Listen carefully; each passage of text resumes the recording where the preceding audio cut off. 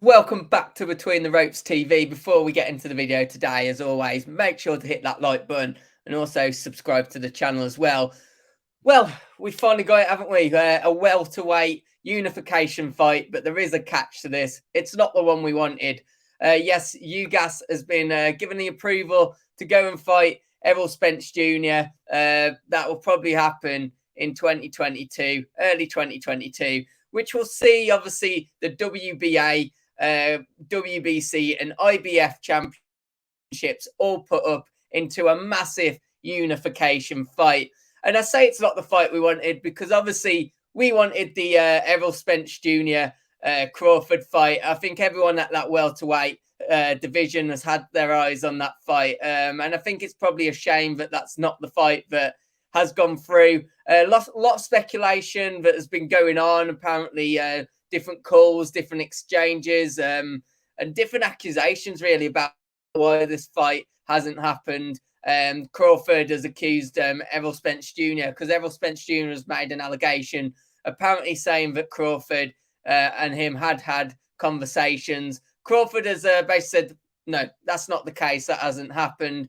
But regardless of what has gone on, what has ended up is that we will get to see Ugas versus ERROL Spence Jr., in which we'll take another step forward to unify the belt, unify that welterweight division, and it's going to be a massive one, isn't it? It really is. Okay, it isn't the fight that we wanted, but it does mean that we will get to see it, and it's going to be an interesting one. Obviously, Ugas probably holds the WBA, probably the less regarded out of the majority of the belts. But I have to say, I must admit, I really do fancy my early call is that ERROL Spence Jr. will pick up the win, and he'll continue, and hopefully down the line, going on from that, it means that we'll get to see Crawford, ERROL Spence Jr. Let's hope by the end of 2022.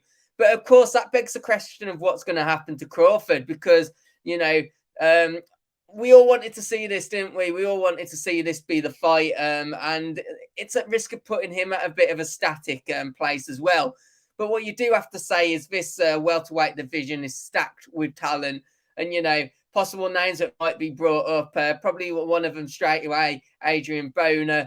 Maybe he will accept that fight, but you have to say maybe there is better names. Of course, Broner has got 4 losses on his resume, one of those being to Pacquiao. What about Ortiz Jr.? 18 wins, 18 of those coming by KOs. Another person that would be obviously a really great fight as well, Jaron Ennis. So that there's some really big talent, especially in that the American scene for the welterweight. It is really stacked with talent, but the issue with these two fights is it's going to be a really risky fight, isn't it, for Crawford if he takes on one of these? I mean, obviously both of them. I'm talking about Ortiz Jr. and Jaron Ennis are both undefeated, carrying massive knockout power as well. Ortiz Jr. has won every single fight and knocked out every single opponent. And Jaron Ennis, 26 of his 28 have come by the way of knockout. So these are going to be tough opponents, and it's a massive risk when there is unification not too far away. Of course, we've got to focus on it from an English point of view as well. Obviously, we know Benn is maybe looking to step up after his latest victory last week, and he'll be looking maybe at that world level now. Avanesian has been touted for him, but of course, recently Eddie Hearn has said that there's hopefully going to be more attractive fights. And Adrian Broner was one of those fights that he said he would love to get on, we would love to see. So let's hope as well that that doesn't affect Benn's progress and the fights that we want to see as English fight fans. And who knows, could Benn be touted even to take on Crawford himself? I do fear that would probably be a bit too soon and a bit too much of a step up. I think he's due another few fights before making that step. But I'm sure Eddie Hearn, after this announcement, will maybe be in trying to get that fight together. And I'm sure Benn, he's fearless, isn't he? And he probably would take it. And that would be it'd be a great one for Brits. But I think at this stage, I think the American crowd, they're probably going to be edging towards some of these names.